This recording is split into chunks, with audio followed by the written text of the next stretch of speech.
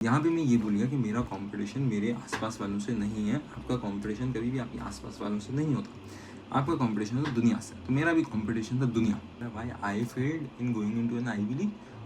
3 problems हैं जो मैंने आइडेंटिफाई की। ये प्लान बहुत लेट बना जिसकी वजह से ग्रेड खराब हो गए। तो ग्रेड अच्छे होना इज़ वेरी इंपॉर्टेंट। आके मेरे जो एक्स्ट्रा करिकुलर्स हैं वेरी गुड, उसमें कोई मसला नहीं है। They are the best and ऐसा किसी हद तक सही भी था बिकॉज बट ये एक फाइनल चीज़ हुई जिससे मेरे चांसेस जो अगर समझो 20-30 नहीं भी 10% भी रह गए थे, ठीक है, तो अब वो 10% का भी 0% रह गया।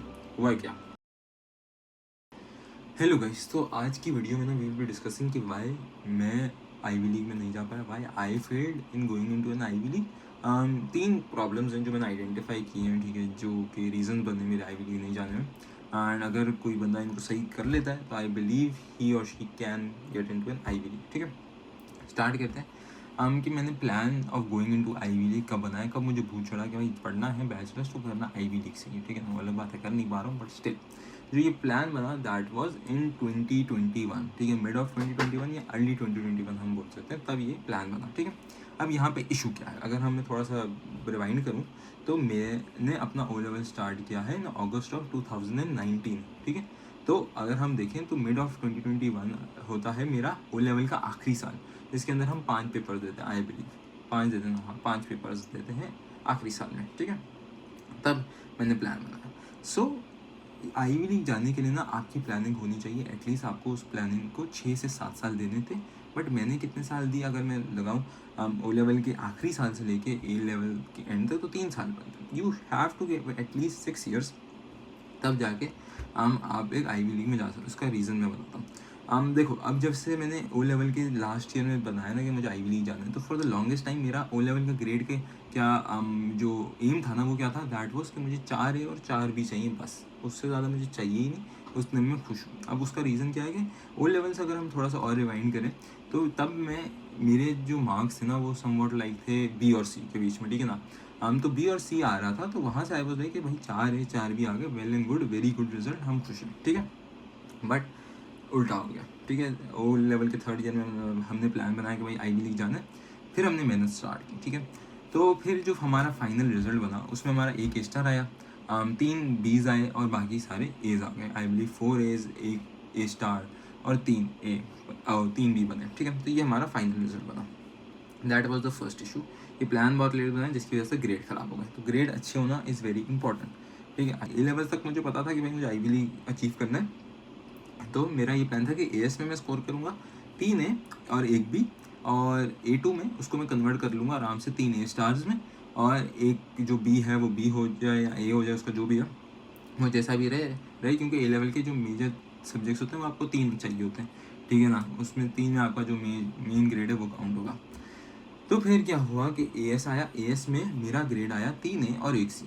यहाँ तक भी सब सही था, 1 सी आ गया, उसका इतना इशू नहीं है क्योंकि मेजर फोकस तो 3 सब्जेक्ट्स पे ही करना था, वो ए आ गया। बट यहाँ पे कहानी आती कंपोनेंट ग्रेड्स की। कंपोनेंट ग्रेड्स ने क्या किया कि वो आ गए, अगर मैं बताऊँ तो जो 3 ए आए थे, मेरा आया था मैथ्स, अकाउंटिंग एंड कंप्यूटर में। अकाउंटिंग का जो ग्रेड था कंपोनेंट वो था ए, बट मैथ्स और सी एस का था ए बी। मतलब एक जो कंपोनेंट है पेपर का उसमें मेरा बी था, ठीक है। यहाँ तक भी सब सही था, नो प्रॉब्लम्स, ठीक है। अच्छा, अब होता ये है कि हमारे जाते हैं ट्रांसक्रिप्ट, ठीक है, आपके एक्सपेक्टेड ग्रेड्स भेजे जाते हैं आपके स्कूल की तरफ से, ठीक है। तो उन्होंने मेरे जो एक्सपेक्टेड ग्रेड्स यूनिवर्सिटी को भेजे, वो भेजे 3 ए स्टार्स और 1 बी भेज दिया उन्होंने, ठीक, क्योंकि दे ट्रस्टेड कि यार बंदा पढ़ने वाले आराम से आ जाएंगे 3 ए स्टार। यहाँ तक भी कहानी सब सही थी। बट मेरा ए लेवल का जो फाइनल रिजल्ट आया वो क्या आया, ठीक है, 3 ए एंड 1 सी आया। मतलब मेरा जो ए लेवल का फाइनल ग्रेड था वो ए एस से इंक्रीज ही कुछ नहीं हुआ। उसका क्या रीज़न है कि अब जो ए लेवल्स का जो आखिरी साल था उसके जो कंपोनेंट ग्रेड थे वो सारे भी ए थे, ठीक है ना। इसमें कोई भी बी नहीं आया। गुड पार्ट वॉज दिस, जो 3 मेजर सब्जेक्ट्स थे उनमें कहीं पे भी बी नहीं आया, दोनों के ए आया। बट जो पिछले साल ए एस में मेरा बी आ चुका था उसकी वजह से हुआ क्या कि मेरा ए स्टार नहीं बन पाया। दैट वॉज द इशू, ठीक है। बट आपके जो ग्रेड्स भेजे जाते हैं यूनिवर्सिटी के वो होते हैं आपके एएस के ग्रेड्स, ठीक है ना। उसकी बेसिस पे वो आपको डिसाइड करते हैं कि आपको क्या उन्होंने लेना है अपनी यूनिवर्सिटी में या नहीं लेना। तो AS was the major issue. O level के ग्रेड्स थे जो कि ख़राब हुए, और ए लेवल के ग्रेड्स जो कि अच्छे थे, एएस के ग्रेड्स जो कि अच्छे थे, ठीक है ना। उधर कहीं पर भी मसला नहीं था, ओ लेवल अच्छा करना था मैं। एक्स्ट्रा करिकुलर्स की वैल्यू बहुत ज़्यादा है यूएस में, ठीक है। एंड मुझे क्या कहते हैं, सबसे ज़्यादा टाइम तक ऐसा लगता रहा कि मेरे जो एक्स्ट्रा करिकुलर्स हैं वेरी गुड, उसमें कोई मसला नहीं है, they are the best. And ऐसा किसी हद तक सही भी था, बिकॉज अगर मैं अपने पेयर्स की बात करूँ, जो मेरे क्लास फेलोज थे, मेरे दोस्त हैं, उनसे सबसे अच्छे थे मेरे एक्स्ट्रा करिकुलर्स। बट यहाँ भी मैं ये भूल गया कि मेरा कंपटीशन मेरे आसपास वालों से नहीं है। आपका कंपटीशन कभी भी आपके आसपास वालों से नहीं होता, आपका कंपटीशन होता दुनिया से। तो मेरा भी कंपटीशन था दुनिया। वो मैं एक बात मिस कर गया कि मैं कॉम्पीट कर रहा हूँ best of the best people के साथ, ठीक है। उनके एक्स्ट्रा करिकुलर्स मेरे से कुछ ज़्यादा ही अच्छे थे। मेरा क्या एक अच्छा था, अगर मैं अपना बताऊँ तो मेरा एक जो मेजर एक्स्ट्रा करिकुलर था ना, दैट वाज कि I have work with top Pakistani influencers, ठीक है, जिसमें बहुत सारे लोग आते हैं, Shabbir Jafri, Mooroo and much more, ठीक है ना, एक 4-5 लोगों की लिस्ट है। I have work with them, तो that was the best part, जिसको मैं अच्छी तरह से दिखा सकता था एज एक्स्ट्रा करिकुलर। बट फिर भी मेरा नहीं हुआ एक्स्ट्रा करिकुलर्स की वजह से, ऐसा मुझे इसलिए लगता है क्योंकि अगर आप देखो, ये तो जितने भी बाहर के लोग होते हैं ना, या बच्चे होते हैं स्पेशली, वो आम इंटरनेशनल ओलंपियाड्स में बहुत ज़्यादा पार्टिसिपेट करते हैं। वो साइंस ओलंपियाड्स हो गए, वो मैथ्स ओलंपियाड्स हो गए, वहाँ पे वो बहुत ज़्यादा पार्टिसिपेट करते हैं। जिससे होता ये है कि यूनिवर्सिटी को पता चल जाता है कि यार आप पूरी दुनिया में कॉम्पीट करके आ रहे हो, एंड आप वहाँ पे टॉप ऑफ द टॉप, ठीक है ना। कोई शोकेस करते हैं आपके ओलंपियाड्स के रिजल्ट वगैरह, अगर आप टॉप में आ जाते हो, टॉप 10 में भी आ जाते हो, कि भाई पूरी दुनिया से लड़ा and now he is in top 10, ठीक है। तो कुछ बात है इस बंदे में, वो मेरे पास नहीं था, मैंने किसी भी इंटरनेशनल ओलंपियाड में पार्ट नहीं लिया हुआ था।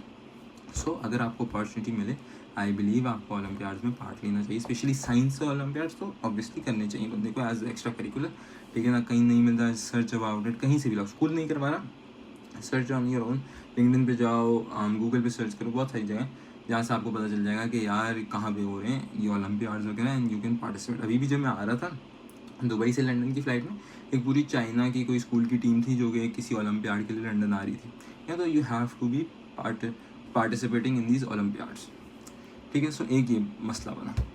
नाउ द फाइनल इशू, ठीक है। अब ये जो फाइनल रीज़न है वो, उसमें मेरी कोई गलती नहीं थी, ठीक है। मैं कहानी सुनाऊंगा डिटेल में, लेकिन मुझे लगता है इसमें मेरी कोई गलती नहीं थी, बट स्टिल ये एक रीज़न बना। अगर मैं बताऊँ तो मुझे लगता है कि ओवरऑल अगर मैं बात करूँ स्टार्टिंग ऑफ, जब मैं यूनिवर्सिटी के लिए अप्लाई कर रहा था फॉर आईवी, मुझे लगता था जो मेरे चांसेस ऑफ अप्लाइंग है ना, वो एटलीस्ट 50% तो हैं, उससे ज़्यादा ही है, ठीक है ना, उससे तो बहुत ज़्यादा है, ठीक है। बट फिर काफ़ी टाइम बाद मुझे समझ आया कि यार मेरे extra curriculars are not well, ठीक है। तो मेरे वो चांसेस, मुझे लगा कि यार चलो 50% से कम हो जाएंगे आप chances, and somewhere around 30-20% chances रह गए होंगे, ठीक है ना, मेरे आई लीग में जाने के। बट ये एक फाइनल चीज़ हुई जिससे मेरे चांसेस जो, अगर समझो 20-30 नहीं भी 10% भी रह गए थे, ठीक है ना, पहले ही एक्स्ट्रा करिकुलर्स की वजह से, तो अब वो 10% का भी 0% रह गया।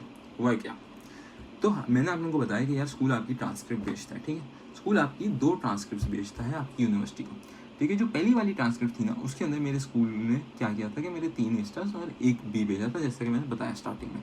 बट एक और ट्रांसक्रिप्ट भेजता है, वो भेजता है स्कूल आपके मिड टर्म्स के बाद, जो आपका, आप जब A2 में होते हो, उसमें जब आपका मिड टर्म होता है, उसका रिजल्ट भी आपके ट्रांसक्रिप्ट में जाता है, लेकिन वो बाद में जाता है, क्योंकि यूनिवर्सिटी आप अप्लाई करते हो अपना अक्टूबर-नवंबर में, तो एक ट्रांसक्रिप्ट तब जाती है और एक जाती है आपकी जनवरी में, जब आपका मिड टर्म का रिजल्ट आ चुका होता है, ठीक है।